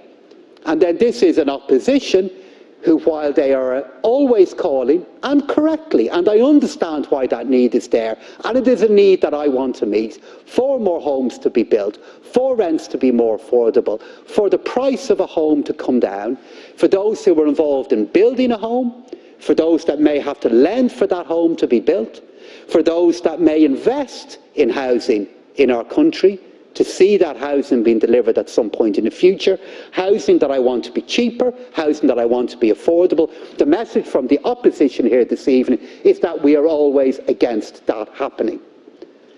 And my view about how we move forward is acknowledging that as we look at the homes that need to be built, over 330,000 homes in our country in a decade, the government has a leading role to play in that. The government has a role to play in directly building affordable housing, in directly building through our local authorities, in supporting our approved housing bodies. That is what this government is doing. But there is a role for savings in our own country, from savings in other parts of the world, to be channelled into the provision of housing within our country. Because we are a small economy, with two pillar banks, we've one smaller bank. If we want these homes to be built, and I do because I also represent, I have the privilege of serving those generations, those citizens who have such deep concerns about what their future is. And if we want those homes to be built, they will be built through an active government and a role for the private sector, both coming together. And that is what the job of this government will be to do across the coming years, to harness both, to respond back to the need, to meet the urgency, and to support our citizens in the quest that they have, that many have, for lower rents and more affordable housing. It is a mission that I am committed to. In relation to some of the central charges that have been put here this evening regarding why apartments have been excluded from the taxation measures in front of the House here this evening, it is, Ceann Comhairle, because of my view and of the view of the Department of Housing that were they to be included, that those apartments would not be built. And in responding back to the great demand that is there, to the urgency that we know is there, in responding back to that demand, we need supply. We need more apartments to be built. We need those apartments to be built in our cities, and our cities all over the country, for rental use, to respond back to the rental needs that the opposition identify as they should regularly, and yes, also for apartments that are affordable to buy, affordable to live in our city centres, for families, for our citizens and for our workers.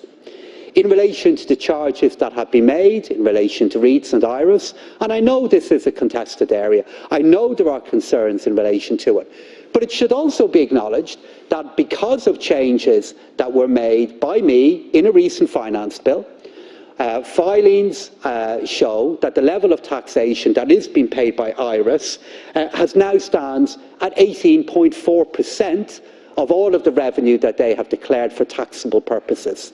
So that is the tax that they pay. And as some in the opposition know, the way the rest of the tax is paid for REITs and indeed for these IRAs is when the income, the return that they make is distributed to those who invest in them. So they pay an exit tax, a withholding tax, and when after that and those taxes are paid, when income is distributed to their investor, it's at that point the tax is paid. Whether it be corporate tax, whether it be income tax, that is where it occurs.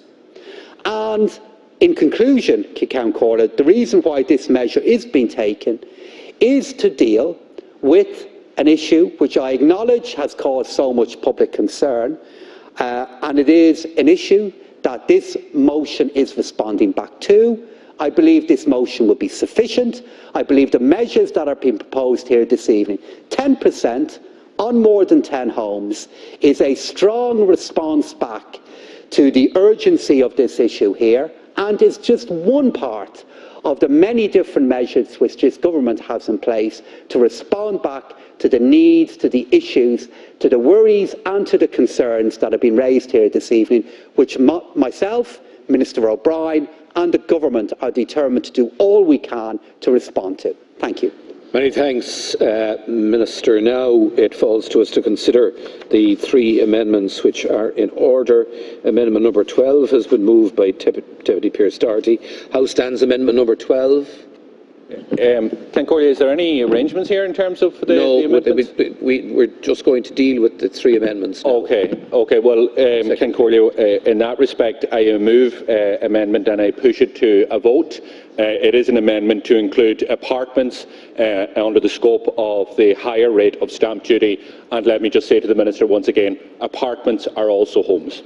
Okay, well, you've made that point earlier. So, to speak to that amendment, if possible, in circumstances where... sorry. Ceann Comhairle, if I could just explain the circumstances, I think I'm entitled to that for 30 seconds. It's in circumstances where you specifically said I wasn't here. I was in the convention centre. There was a government slot ahead of mine. When the government were supposed to take a slot, I was waiting to see a government speaker, in which case then I would take, because we're told not to be here unnecessarily. So I was in the convention centre, waiting to speak. A government speaker didn't show up. I'm not complaining, but I am explaining the fact that I was here. I wish to speak on this issue. If you say I can't speak on the amendment, fine. But I wish to register the fact that I'm here and willing to contribute and hoping to contribute on this important debate. Well, we can acknowledge that you're here. We can acknowledge that you were in the building and that you wish to participate. But I'm afraid we're not having the debate is over. All that falls to us to do now is to deal with the three amendments. We're not going to have a debate on any of them. Okay. Please. Sorry. Yes? We should just note for the record of the Dáil that a whole series of other amendments were submitted and were ruled out of order. I think it should be noted. Yes, of course. The amendments including three of ours. Were routinely ruled out of order because they fell foul of Standing Order 211. That's the problem. You try and put an amendment that actually achieves something and it gets ruled out of order. No. This is a legislative assembly that must act in accordance with our own standing orders that we have adopted. So if amendments are tabled but they're contrary to the provisions of the standing order, then they must be ruled out of order. Now, amendment number 12 has been moved by Deputy Doherty. Na teachtaí tarthaibh na tairceann aibreadís tá, Aine tá na gcoinne aibreadís Níl. Stalin Gulbúcher and Kesht. I believe the question is defeated. Votal. Ethan John. Pascal. How are you?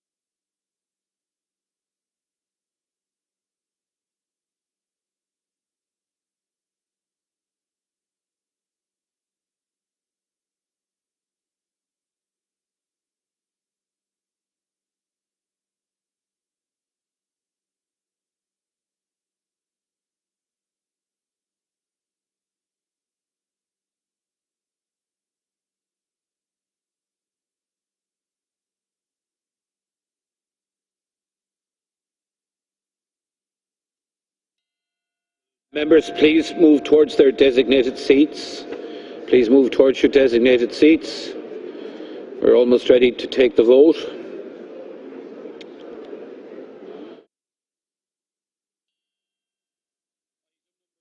A financial motion by the Minister for Finance. Amendment number 12 in the names of Deputies Pearse Doherty and Eoin O'Brien. The question is that the amendment be made, and on that question a division has been challenged. Tellers Thaw, Deputy Pádraig McLaughlin and Deputy Denise Mitchell, Neil, Minister Jack Chambers and Deputy Brendan Griffin.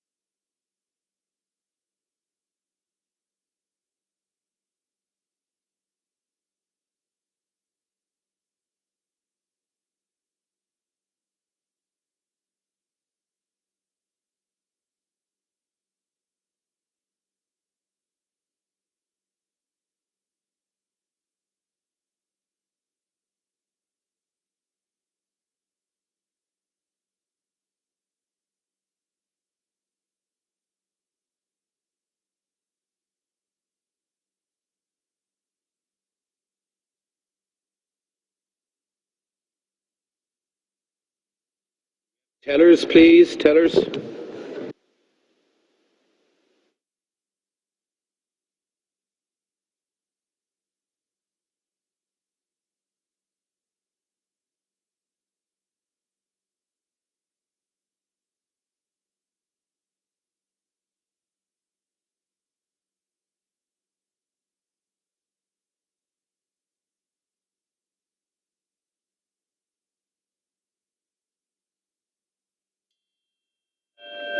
Tá Seaca Níl Seachtain Ní tá buaite an ceist agus tá leasú cailte.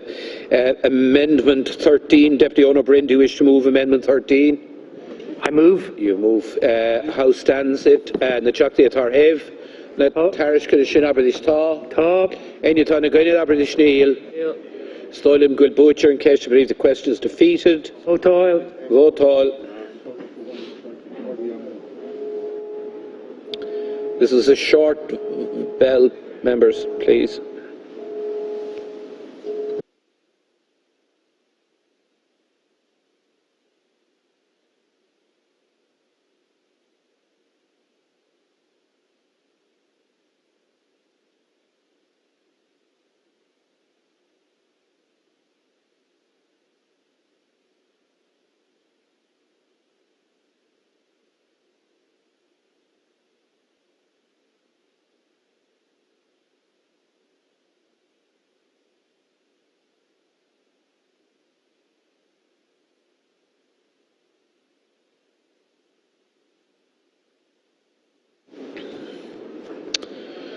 Will members please take their designated seats?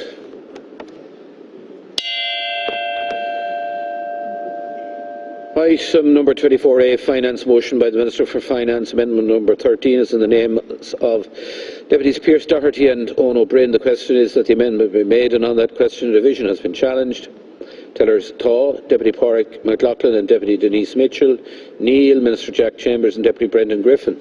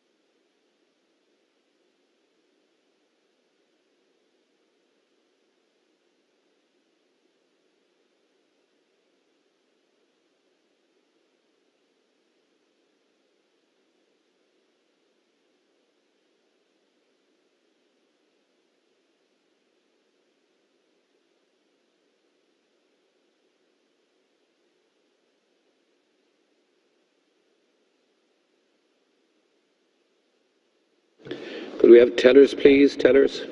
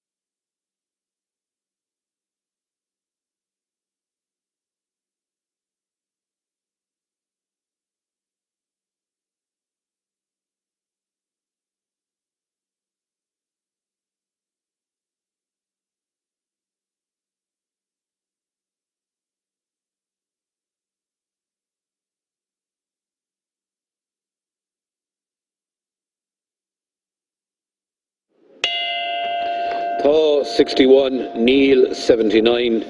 The question is defeated and the amendment is lost. Amendment 14, again in the names of Deputies Pearse Doherty and Eoin O'Brien. Deputy Doherty, do you wish to move this amendment? Yes, I move the amendment and I press the amendment. It applies corporation tax on profits of funds and also CGT on the disposal of their assets. And a chocolate tarhaven at Harrison Shinabadis Taw. And you turn again about this Neil. Stolen good butcher and cash to believe the question is defeated. Votal. Votal.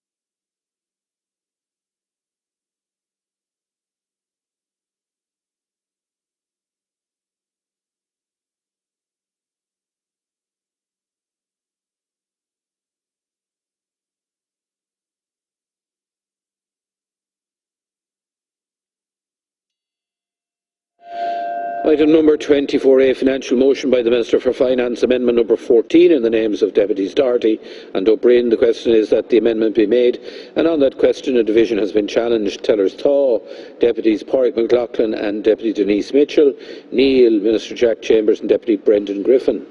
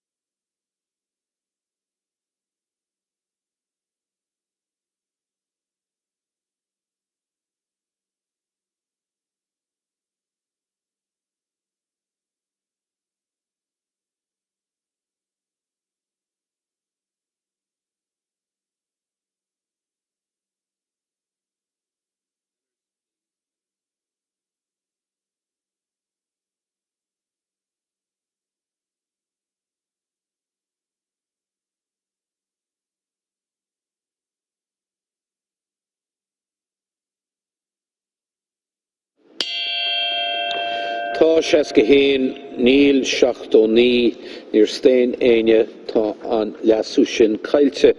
The question now is that the motion for the financial resolution is hereby agreed to. Is that agreed? Agreed. Thank you very much. Go with the Rigudi and Kate P. Sagano Ella and Billa Ichicus or